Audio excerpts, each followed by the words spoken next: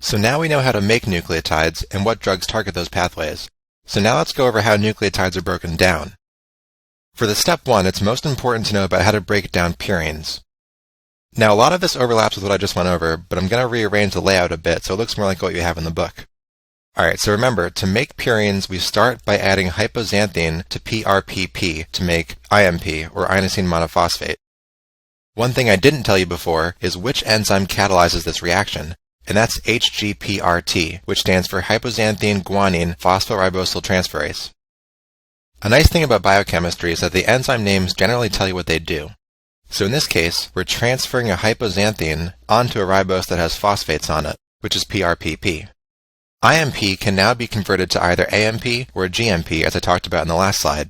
But what about the G in HGPRT, which is guanine? HGPRT can do the same thing with guanine that it does for hypoxanthine to make GMP.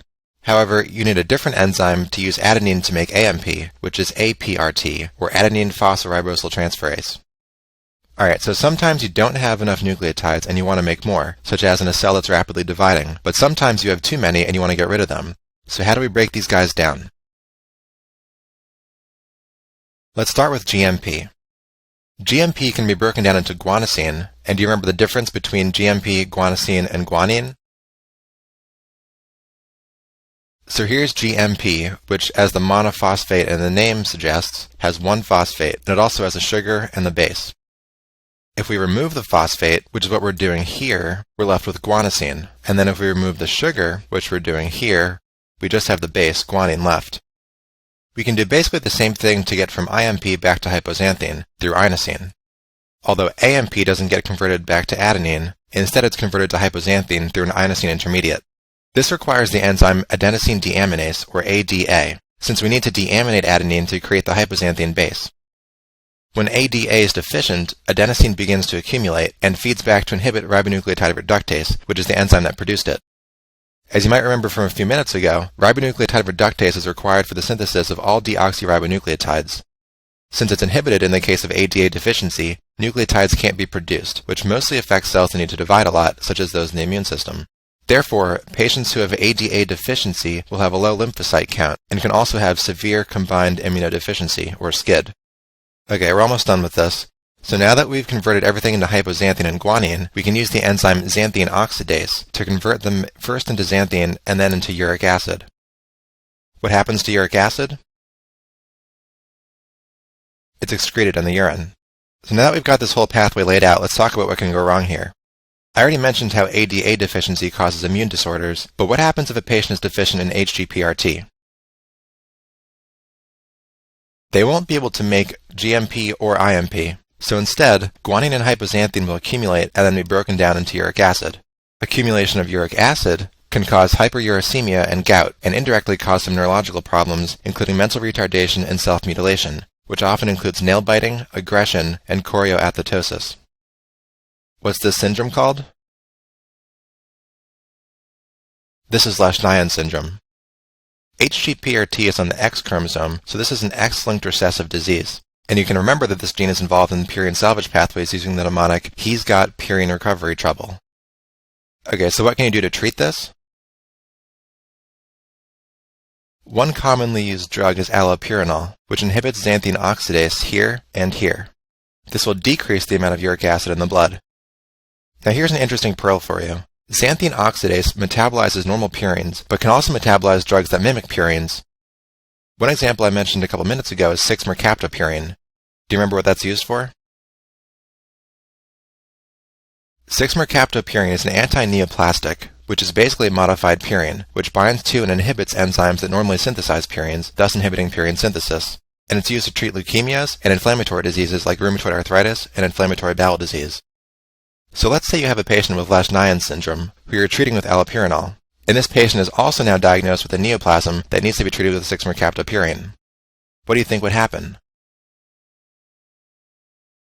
Since xanthine oxidase normally metabolizes 6-mercaptopurine, but the allopurinol is inhibiting xanthine oxidase, the patient will not be able to metabolize 6-mercaptopurine as effectively, and therefore needs a lower dose of it. Next, let's talk about the genetic code. I won't spend a lot of time on this since you probably learned about it in high school, but I'll cover some of the key points that you might see in your exam. So the genetic code is what is used to translate DNA, or more directly RNA, into proteins.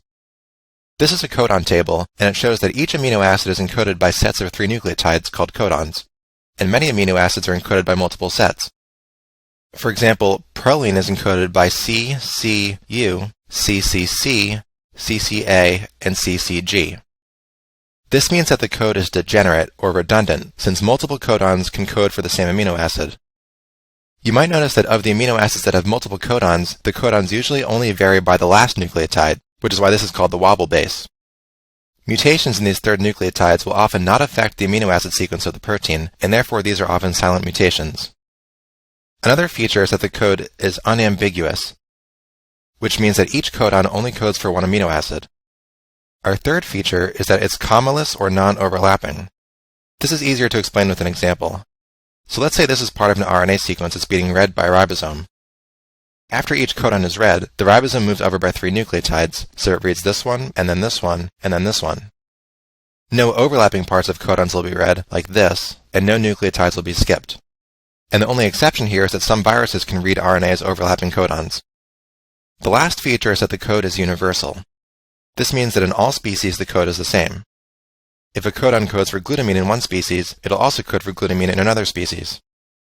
An exception to this is in mitochondria, which have their own tRNAs, which in some cases match different amino acids to codons than a nuclear encoded gene. While we're here, I also want to point out the 3 codons that don't code for any amino acid, but signal the ribosome to stop, and these are called the stop codons, which are UAA, UAG, and UGA. These are the only 3 that you might want to memorize.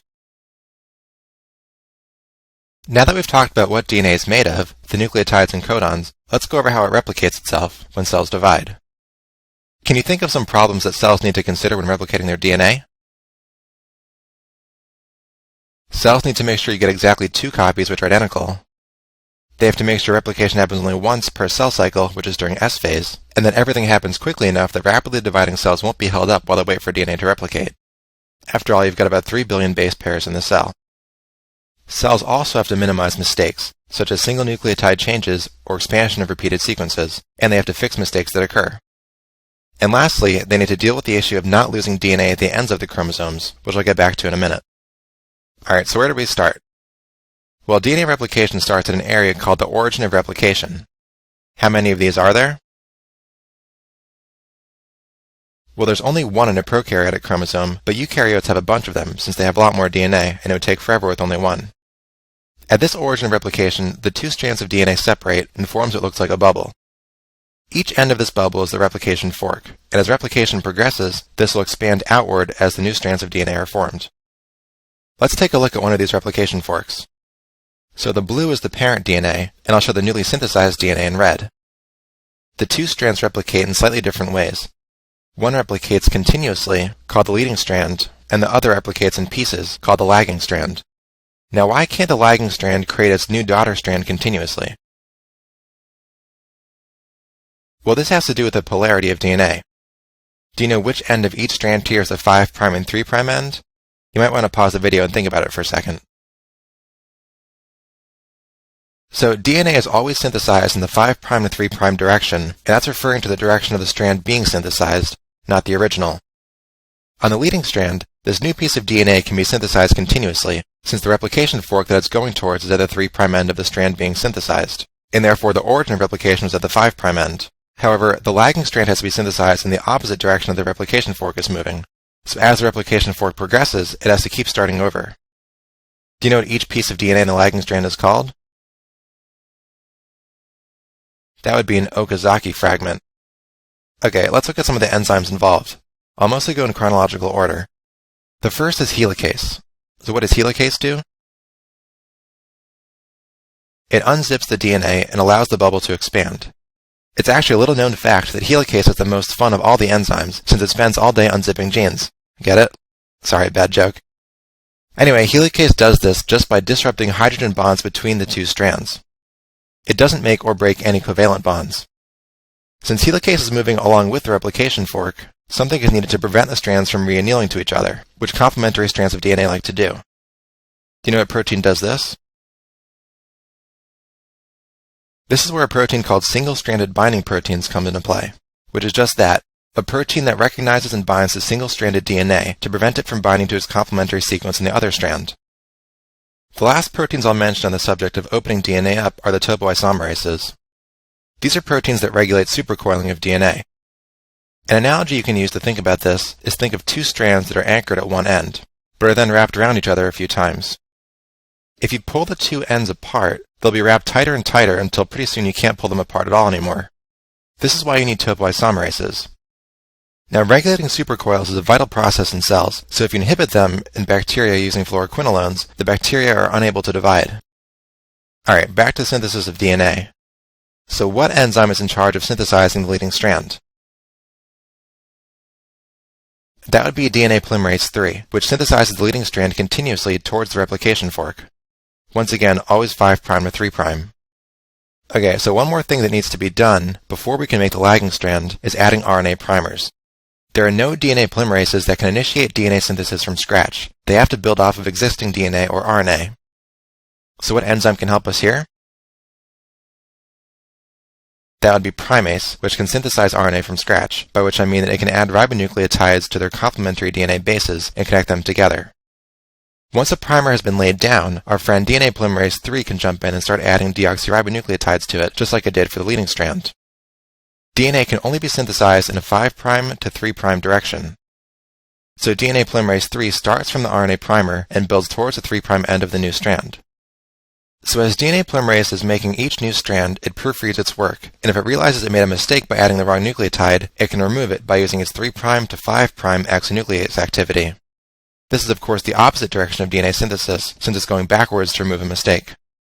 After the lagging strand has become a continuous stretch of alternating RNA primers and Okazaki fragments, the only thing left is for a different polymerase, which is DNA polymerase type 1, to remove the RNA primers using its 5' to 3' exonuclease activity, and fill in the gap with DNA as it goes. Polymerase 1 has the same synthesis and exonuclease functionality and polarity as polymerase 3, but has the added ability to remove RNA primers. Alright, so one last enzyme here. DNA ligase will seal the hole between the DNA fragments. Keep in mind, this is between the fragments of the same strand of DNA, not connecting one strand to its complementary strand in a double helix. The last problem we have is what to do about the ends of the chromosomes. The leading strand is no problem since it can just synthesize DNA all the way to the end, but the lagging strand is dependent on RNA primers, and the last RNA primer can't be filled in with DNA once it's been removed, since DNA synthesis would require another primer to build off of. Therefore, a few hundred nucleotides of DNA are lost each time the cell divides. The solution is to use telomerase, which is a ribonucleotide protein that repetitively adds a 6-nucleotide sequence, TTAGGG, to the end of each lagging strand, creating non-coding junk DNA that can be lost without harming the function of the cell. In adults, telomerase is only expressed in cells that need to divide a lot, such as stem cells and some cells in the immune system. Although mutations that can cause telomerase to be expressed in other cell types are one of the things that are necessary for neoplastic transformation, since without telomerase, even cancer cells would lose the ability to divide after a while. Alright, let's do another flash quiz. So, what symptoms would you associate with a deficiency in the enzyme HGPRT? This is Lesch-Nyhan syndrome, which has the symptoms intellectual disability, self-mutilation, aggression, gout, and dystonia. For bonus points, how would you treat this? Well, the treatment here is allopurinol, since it inhibits xanthine oxidase, preventing uric acid formation.